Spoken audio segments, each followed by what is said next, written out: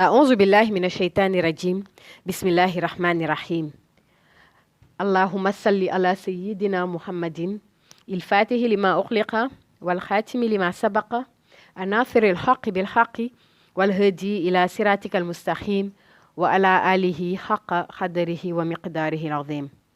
Assalamu alaikum wa rahmatullahi ta'ala wa barakatuhu. Chers frères, chères sœurs, nous allons aujourd'hui vous parler de l'histoire de Khadir dans le cadre des leçons du Ramadan.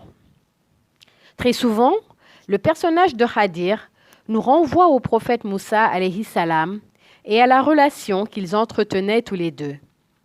Bon nombre d'exégètes musulmans se focalisent uniquement sur cette partie de l'histoire entre Khadir et le prophète Moussa alayhi salam, alors que la vie de Khadir renferme une énorme quantité d'organisations mystiques. Allah subhanahu wa ta'ala a créé la prophétie d'une part et de l'autre le pouvoir spirituel. Il a organisé les sciences dérivées de la prophétie en directives provenant de lui, de telle sorte que les prophètes envoyés ne peuvent en aucune manière s'éloigner du chemin qui leur est tracé. Pour ce qui est du pouvoir spirituel, Allah subhanahu wa ta'ala l'a également organisé en directive, mais a laissé le libre choix aux détenteurs de ce pouvoir, c'est-à-dire les saints, d'en jouir et de l'utiliser à leur guise. En d'autres termes, les prophètes doivent se conformer aux directives émanant de Dieu. Quant aux saints, il leur est permis de moduler les instructions reçues et leur donner une orientation autre que celle prévue à l'origine. Dieu subhanahu wa ta'ala a donné aux prophètes la nubuwa, aux prophéties, et aux saints, il leur a donné une science émanant d'une source appelée Waladunyati. Cette science est également détenue par l'univers. Cette source de connaissances communes entre les saints et l'univers leur permet ainsi de communiquer. Dieu subhanahu wa ta'ala, qui créa ces deux réalités, à savoir la prophétie et le pouvoir spirituel, décida de les mettre en évidence dans certaines de ses créatures. C'est ainsi qu'il inséra la nubuwa dans l'être du prophète Adam ou encore dans celui du prophète Moussa alayhi salam. Le pouvoir spirituel était destiné à l'organisation de la Hadaratul Ilahiyya, cette assemblée céleste qui devait naître bien des années plus tard. Comme le moment de l'exploitation du pouvoir spirituel n'était pas encore arrivé, Allah subhanahu wa ta'ala créa alors Khadir pour qu'il soit le réceptacle de ce pouvoir spirituel. La particularité de Khadir est qu'il est une essence mystique. Allah subhanahu wa ta'ala a dit dans le Coran qu'il a donné à Khadir la science de l'ilmul laduni. Il a ainsi compilé la science de l'ilmul laduni ainsi que le pouvoir de la nubuwa pour concevoir Khadir en tant que personne. À un moment donné, Dieu subhanahu wa ta'ala a voulu mesurer le degré des deux pouvoirs. Les prophètes, chacun dans le milieu où ils se trouvaient, avaient connaissance de l'existence du pouvoir spirituel, mais n'étaient pas conscients du fait que ce pouvoir pouvait être égal en puissance à la prophétie. Ils n'étaient pas conscients non plus que ce pouvoir était en mesure d'agir dans des domaines où la prophétie n'intervenait pas. Cependant, ce qui les intriguait, c'est comment, pendant la période appelée Akhiru Zaman ou fin des temps, période de grand obscurantisme, un saint, doté du seul pouvoir spirituel pour dérouler sa mission, allait réussir à juguler cette crise. Allah subhanahu wa ta'ala voulut montrer aux prophètes la réalité de ce pouvoir. Il organisa alors une rencontre entre Khadir et le prophète Moussa alayhi salam. Allah subhanahu wa ta'ala voulut de cette façon montrer à Moussa que le pouvoir contenu dans le domaine spirituel était très puissant et qu'il serait capable de mener à son terme la mission de la fin des temps. Khadir, qui représente la personnification de ce pouvoir spirituel, sillonne la mer 24 heures sur 24. Tous les grands érudits de la Tariqa Tijane sont d'accord sur le fait que le grand pôle caché Mawlaya Cheikh Ahmed Tidiane Chérif radiyallahu ta'ala anhu, dans ses illustres assemblées avec ses disciples, avait l'habitude, après un court silence, de leur dire que son calme momentané était dû au fait que Khadir avait des interrogations qu'il voulait qu'il lui dissipe. Cela peut paraître invraisemblable pour certains que Khadir puisse avoir des questions sans réponse.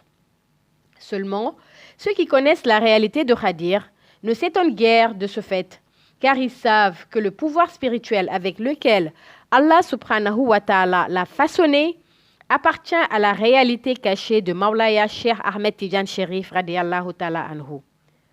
Cette réalité, ou haqiqa, réside dans la Katmiya et dans la Khatmiya détenue par Mawlaya Cheikh Ahmed Tidiane Chérif et qui est la source de tout pouvoir spirituel.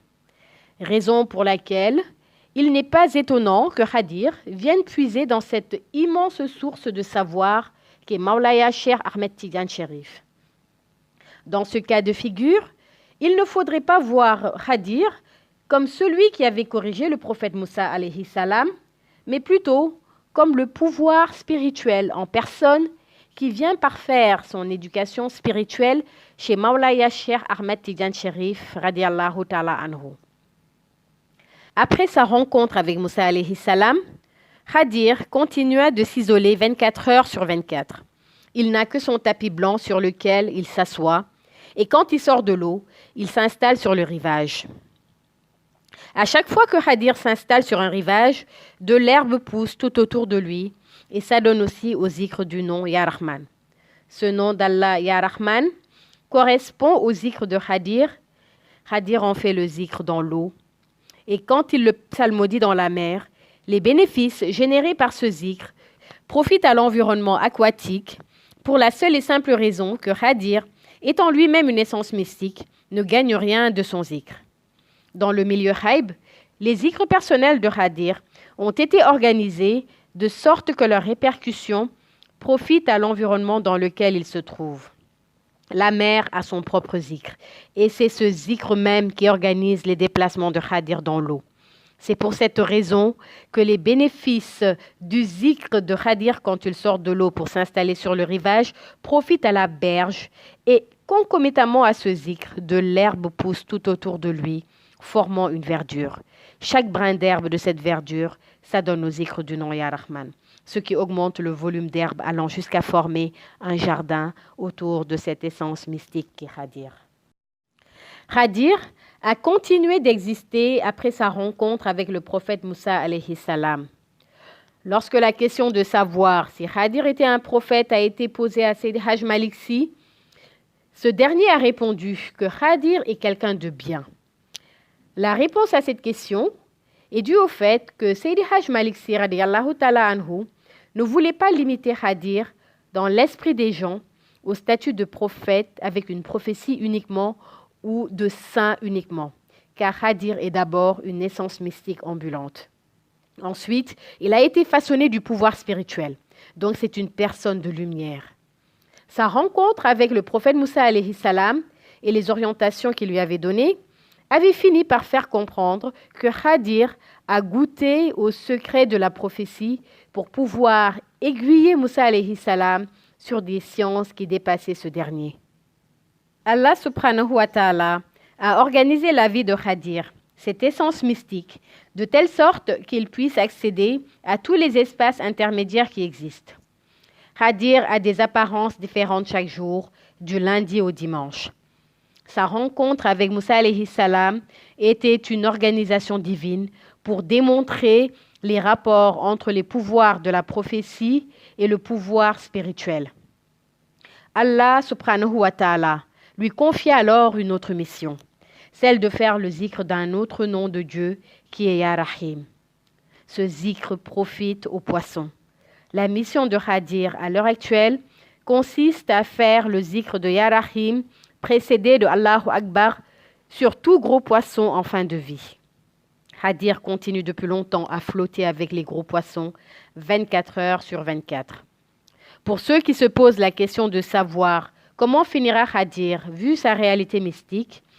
Il faut retenir que l'essence mystique de Hadir intégrera celle de l'imam al-Mahdi un jour d'Arafat, quand ce dernier se rendra à la Mecque.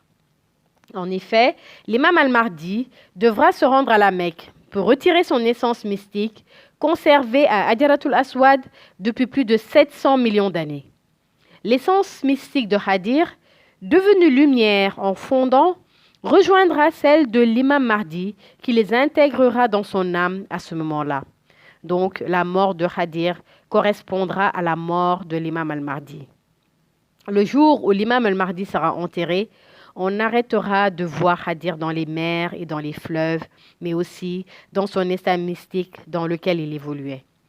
Il arrive parfois qu'Allah subhanahu wa ta'ala, dans une période donnée, crée un être à l'apparence humaine, mais qui incarne en vérité d'autres réalités mystiques.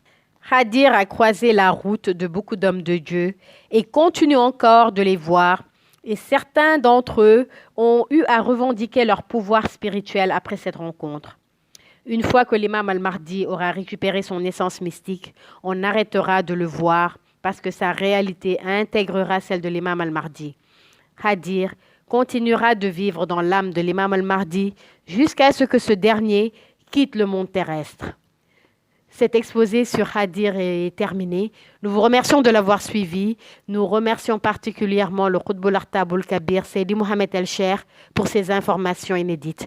Assalamu alaikum wa rahmatullahi ta'ala wa barakatuhu.